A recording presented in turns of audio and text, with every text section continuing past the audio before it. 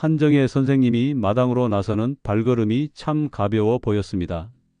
70대 중반의 나이에도 허리가 곱고 걸음걸이가 단정한 모습이 마치 교단에 서던 그 시절 그대로인 것 같았어요. 가을 오후에 따스한 햇살이 그분의 회색 머리카락을 은빛으로 물들이며 정원 곳곳에 피어있는 장미들과 어우러져 한 폭의 그림 같은 풍경을 만들어냈습니다.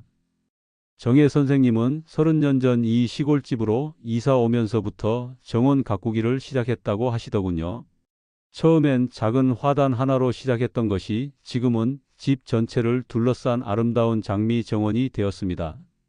빨간 장미, 분홍 장미, 노란 장미, 심지어는 희귀한 보라색 장미까지 사계절 내내 피고 지기를 반복하며 이 집의 자랑이 되었죠. 오늘따라 정혜 선생님의 손길이 더욱 정성스러워 보였습니다. 시든 꽃잎을 하나하나 따내고 새로 돋아난 새순을 보며 미소를 지으시는 모습에서 깊은 애정이 느껴졌어요. 가끔 장미 한 송이를 코끝에 가져다 대고 향기를 맡으시는데 그때의 표정이 참 평화롭고 행복해 보였습니다. 담장 너머로 지나가던 이웃 할머니가 인사를 건네자 정혜 선생님은 방금 딴 장미 한 송이를 건네주셨습니다. 50년 가까이 교편을 잡으시며 수많은 제자들을 가르치셨던 그 다정한 마음이 여전히 그대로 남아있다는 걸 느낄 수 있었어요. 거실에는 아직도 제자들이 보내온 편지들과 사진들이 곳곳에 놓여 있었습니다. 결혼식 초대장, 출산 소식, 승진 소식들이 담긴 편지들을 보며 정혜 선생님은 자주 흐뭇한 미소를 지으시곤 했죠. 남편을 먼저 떠나보낸 지 5년이 지났지만 이 정원과 제자들의 소식 그리고 가끔 찾아오는 아들 가족이 그분의 유일한 위안이었습니다. 해가 서쪽으로 기울어가자 정혜 선생님은 물뿌리개를 들고 장미들에게 물을 주기 시작했습니다. 각각의 장미에게 마치 자식을 부르듯 다정한 말을 건네시는 모습이 보기 좋았어요. 이 모든 것이 그분만의 작은 천국 같았습니다. 그런데 정혜 선생님이 문득 멈춰 서서 대문 쪽을 바라보았습니다. 누군가 오는 것 같다는 듯이 귀를 기울이시더군요. 아직 아무 소리도 들리지 않았는데 말이에요. 어머니의 직감이란 게 정말 신기한 것 같습니다. 정혜 선생님은 앞치마를 털고 집 안으로 들어가셨습니다.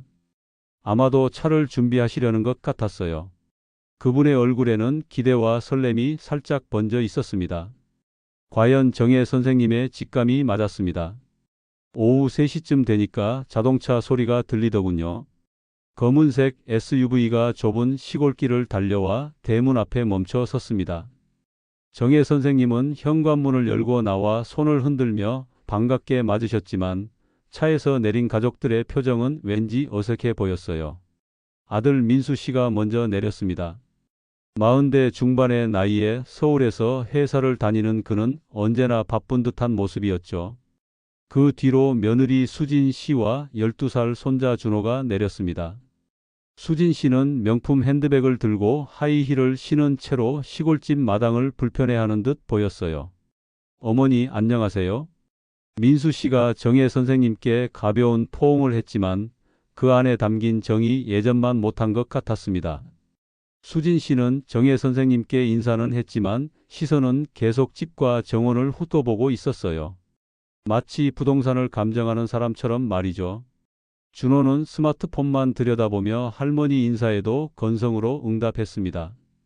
정혜 선생님이 손자의 어깨를 다정히 두드리며 키가 많이 컸다고 하셨지만 준호는 여전히 화면에서 눈을 떼지 않았어요. 정원이 참 넓네요. 하지만 관리하기 힘드시겠어요. 수진 씨가 장미 정원을 보며 첫 마디를 던졌습니다. 그 말투에는 칭찬보다는 걱정이 담겨 있었죠. 아니, 걱정이라기보다는 불편함에 가까웠어요. 이런 넓은 곳에서 혼자 계시면 위험하지 않으신가요? 정혜 선생님은 아니에요. 이 정원이 제게는 생애 활력소랍니다. 라고 답하셨지만 수진 씨의 표정은 여전히 못마땅해 보였습니다. 민수 씨는 어머니와 아내 사이에서 어정쩡한 미소만 지을 뿐이었어요. 들어가서 차나 한잔 하세요. 정혜 선생님이 가족들을 집 안으로 안내했습니다. 거실에 들어선 수진 씨는 오래된 가구들과 벽에 걸린 사진들을 보며 혀를 찼어요. 정말 옛날식이네요. 요즘엔 이런 인테리어는. 민수 씨가 아내의 말을 가로막으려 했지만 수진 씨는 이미 다음 말을 꺼내고 있었습니다. 어머니, 솔직히 말씀드리면 이런 낡은 집에서 혼자 계시는 게 걱정돼요. 서울에 괜찮은 아파트를 알아보고 있거든요. 이 집은 개발하면 제법 값이 나올 것 같은데. 정혜 선생님의 얼굴이 순간 굳어졌습니다. 하지만 곧 억지로 미소를 지으며 일단 차부터 준비할게요 라고 하시며 부엌으로 향했어요. 그 뒷모습이 왠지 쓸쓸해 보였습니다. 정원 밖에서는 가을 바람이 장미 잎사귀들을 흔들고 있었고 무언가 불길한 예감이 집 안을 감돌기 시작했습니다. 정혜 선생님이 정성껏 차린 저녁상이 참 푸짐해 보였습니다. 직접 기른 배추로 담근 김치, 마당에서 따온 깻잎 장아찌, 그리고 준호가 좋아한다며 특별히 준비한 갈비찜까지 한 상 가득 올려 놓으셨어요. 그 모든 음식에는 가족에 대한 정혜 선생님의 사랑이 고스란히 담겨 있었습니다. 자, 많이 드세요. 준호야, 할머니가 내가 좋아하는 갈비찜 해놨다. 정혜 선생님이 손자의 그릇에 갈비를 올려주시며 환한 미소를 지으셨어요.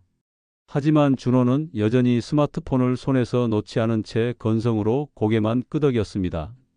수진 씨가 젓가락을 들더니 김치를 한 점 맛보고는 찡그린 표정을 지었어요. 어머니, 이 김치 너무 짜지 않나요? 요즘엔 저염식이 건강에 좋다고 하는데. 그리고 이 갈비찜도 너무 기름져요. 준호 아토피 때문에 기름진 음식은 피해야 한다고 병원에서 그랬거든요. 정혜 선생님의 표정이 순간 당황스러워 보였습니다. 아, 그랬구나. 미안해, 준호야. 할머니가 몰랐네. 그분은 서둘러 갈비찜 그릇을 치우려 했지만 수진 씨는 멈추지 않았어요. 솔직히 말해서 요즘 음식 트렌드랑은 거리가 멀어요. 서울에서는 이런 식으로 안 먹거든요.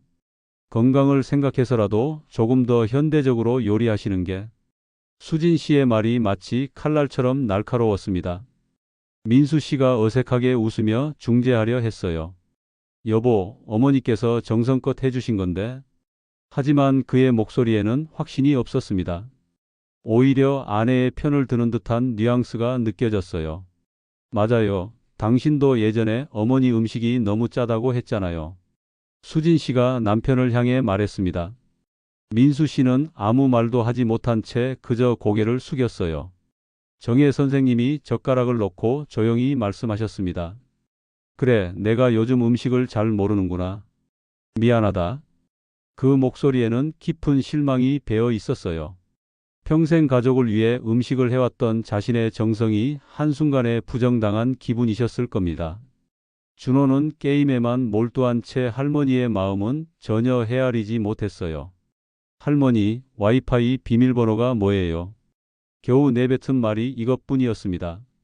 식탁 위의 음식들이 그대로 식어가고 있었고 가족 간의 온기도 함께 식어가고 있었습니다. 정혜 선생님은 억지로 미소를 지으며 상황을 넘기려 했지만 그 미소 뒤에 숨겨진 상처를 느낄 수 있었어요.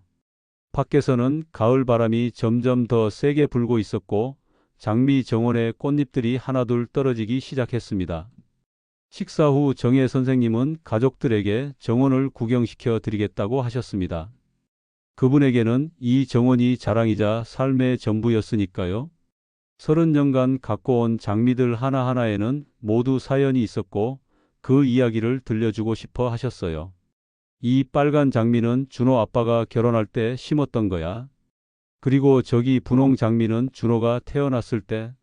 정혜 선생님이 손자의 손을 잡고 정원을 천천히 걸으며 설명해 주셨습니다. 하지만 준호는 여전히 스마트폰만 들여다보고 있었어요. 할머니, 게임 중이에요. 잠시만요. 준호가 짜증스럽게 말했습니다. 정혜 선생님은 실망스러우셨지만 억지로 웃으며 그래, 그럼 나중에 보자고 하셨어요. 수진 씨는 명품 하이힐로 흙길을 걷기 힘들어하며 불평했습니다. 정말 관리가 힘드시겠어요. 이렇게 넓은 정원을. 차라리 이 공간에 주차장을 만들거나 테라스를 설치하는 게 나을 것 같은데요. 정혜 선생님의 얼굴이 굳어졌어요. 이 정원은 그냥 공간이 아니라 제 인생 자체였거든요. 아니에요. 이 장미들은. 하지만 말을 다 마치기도 전에 사건이 일어났습니다. 준호가 게임에 집중한 나머지 발을 헛디뎌 장미 덤불에 걸려 넘어진 거예요. 가시에 손이 찔려 피가 났습니다. 아야. 준호가 울음을 터뜨렸어요. 정혜 선생님이 재빨리 달려가 손자를 일으켜 세우려 했지만 준호는 화가 난 듯 장미 줄기를 마구 꺾어버렸습니다. 이 꽃들 때문에 다쳤잖아요. 왜 이런 위험한 걸 키워요? 준호야, 그러면 안 된다. 정혜 선생님이 처음으로 손자에게 단호한 목소리로 말씀하셨어요. 이 장미들은. 그런데 수진 씨가 벌떡 일어나며 정혜 선생님을 향해 소리쳤습니다. 어머니, 아이가 다쳤는데 꽃이 중요해요. 정말 위험한 정원이네요. 아이들이 다칠 수 있는 가시가 이렇게 많은데 왜 이런 걸 키우세요? 수진 씨의 날카로운 목소리에 정혜 선생님은 말문이 막혔어요. 평생 아이들을 사랑으로 키워온 교사였던 그분이 손자를 해쳤다는 말을 들으니 얼마나 가슴 아프셨을까요? 민수 씨는 여전히 아무 말도 하지 못한 채 어머니와 아내 사이에서 갈등만 하고 있었습니다. 그의 침묵이 정혜 선생님을 더욱 외롭게 만들었어요. 정원에 떨어진 장미 꽃잎들이 바람에 흩날리고 있었고 정혜 선생님의 마음도 그 꽃잎처럼 산산이 부서져 가고 있었습니다. 저녁이 되자 상황은 더욱 악화되었습니다. 수진 씨는 거실에 앉아 민수 씨와 진지한 대화를 나누고 있었어요. 정혜 선생님은 부엌에서 설거지를 하시며 그들의 대화를 들으실 수밖에 없었습니다. 당신도 생각해봐요. 어머니가 이런 낡은 집에서 혼자 계시는 게 정말 안전할까요? 수진 씨의 목소리가 또렷하게 들렸어요. 정원 관리도 힘드시고 집도 너무 오래됐고 만약에 무슨 일이라도 생겼다면 어떻게 할 거예요? 민수 씨가 주저하는 듯한 목소리로 답했습니다. 그렇긴 하지만 어머니께서 이 집을 너무 좋아하시는데 좋아하신다고 해서 위험한 곳에 계실 순 없잖아요. 수진 씨가 단호하게 말했어요. 그리고 솔직히 말하면 이 집 관리비도 만만치 않을 거예요. 서울에 괜찮은 실버타운이 있다고 들었는데 거기가 훨씬 안전하고 편리할 것 같아요. 정혜 선생님이 접시를 놓는 손이 떨렸습니다. 실버타운이라니? 그곳은 죽음을 기다리는 곳이라는 생각이 드셨나 봐요. 그리고 이 집 부지가 꽤 넓잖아요. 개발하면 아파트 몇 채는 들어설 수 있을 것 같은데 그 돈으로 어머니 노후 자금도 마련하고 준호 교육비도 충당할 수 있고. 수진 씨의 계산이 빨랐어요. 민수 씨는 오랫동안 침묵했습니다. 그리고 나서 힘없는 목소리로 말했어요. 한번 어머니와 진지하게 얘기해 볼게. 정혜 선생님은 그 말을 듣고 주저앉고 싶은 마음이었어요. 평생 키워온 아들마저 자신의 편이 아니라는 걸 깨달으셨으니까요. 이 집은 단순한 집이 아니라 남편과 함께 만든 추억의 공간이고 정호는 그분의 생애 터전인데 준호는 소파에서 게임만 하고 있었어요. 할머니의 마음 따위는 관심 없다는 듯이 말이죠. 가끔 짜증나는 소리만 낼 뿐이었습니다. 어머니, 차 한 잔 드릴까요? 정혜 선생님이 억지로 밝은 목소리로 말씀하셨지만 응답은 차가웠어요. 아니에요, 괜찮아요. 수진 씨가 쌀쌀맞게 답했고 민수 씨는 여전히 아무 말도 하지 않았습니다. 정혜 선생님은 홀로 차를 마시며 창밖 정원을 바라보셨어요. 어둠 속에서도 장미들의 실루엣이 보였지만 더 이상 위안이 되지 않았습니다. 모든 게 무너져가고 있다는 절망감만이 밀려왔어요. 다음 날 아침 갈등이 정점에 달했습니다. 준호가 정원에서 장난치다가 또다시 장미 덤불을 망가뜨린 거예요. 이번에는 의도적으로 보였습니다.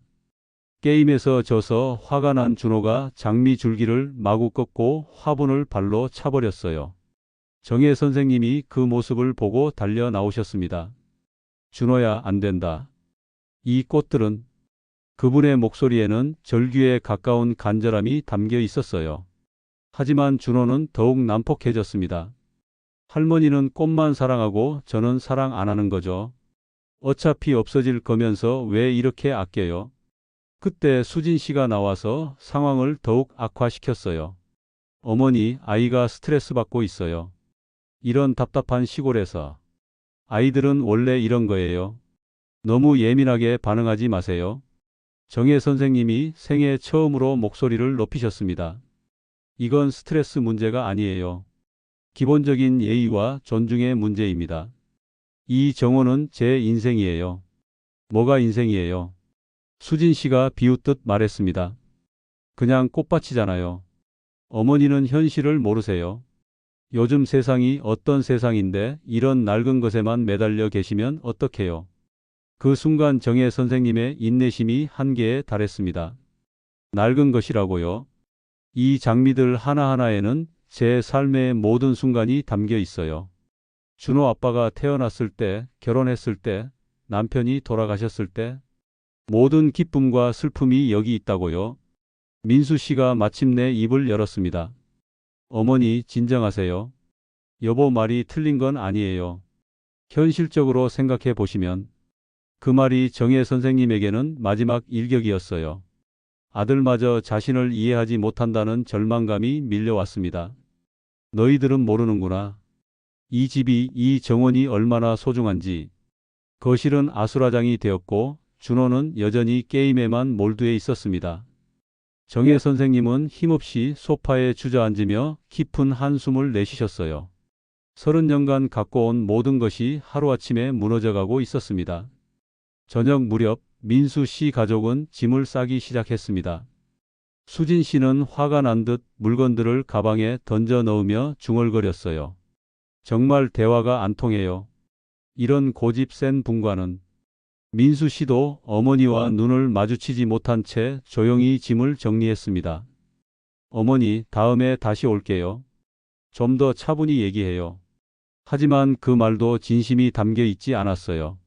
준호는 마지막까지 스마트폰만 보며 할머니께 제대로 된 인사도 하지 않았습니다. 정혜 선생님이 손자에게 다가가 조심히 가라고 말씀하셨지만 준호는 고개도 들지 않았어요. 차가 떠나고 나서 정혜 선생님은 홀로 정원에 서 계셨습니다. 어둠이 내린 정원에는 꺾인 장미 줄기들과 부서진 화분들이 그대로 남아 있었어요. 30년간 정성껏 갖고 온 정원이 하루아침에 이렇게 망가진 모습을 보니 마음이 찢어질 것 같았습니다. 하지만 이상하게도 눈물이 나오지 않았어요. 오히려 마음속 깊은 곳에서 차가운 분노가 끓어오르고 있었습니다. 평생을 순종적으로 살아온 정혜 선생님에게는 낯선 감정이었죠. 집 안으로 들어와 거울을 보니 늙고 주름진 자신의 얼굴이 보였습니다. 하지만 그 눈빛만은 여전히 살아 있었어요. 70대 중반의 나이에도 포기하지 않겠다는 의지가 번뜩이고 있었습니다. 정혜 선생님은 찬장에서 오래된 앨범을 꺼내셨어요. 남편과 함께 이 집에 처음 왔을 때의 사진, 정원을 처음 만들 때의 사진, 민수가 어릴 때 장미밭에서 뛰어놀던 사진들이 고스란히 남아 있었습니다. 이 모든 추억을 포기할 수는 없어요. 정혜 선생님이 혼잣말로 중얼거리셨습니다. 아들이 원한다고 해서, 며느리가 재산을 노린다고 해서 이 모든 걸 포기할 수는 없다고요. 밤이 깊어가자 정혜 선생님은 마음속에 새로운 결심을 다지셨습니다.